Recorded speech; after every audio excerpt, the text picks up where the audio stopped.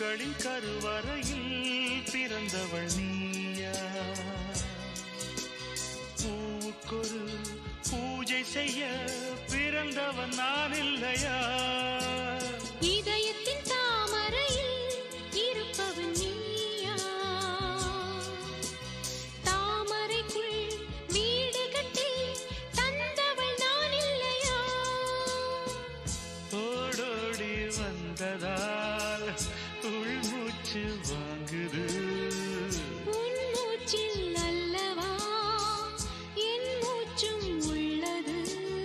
ஒன்றானது ஒரு காதல் தேவதை பூமியில் வந்தாள்.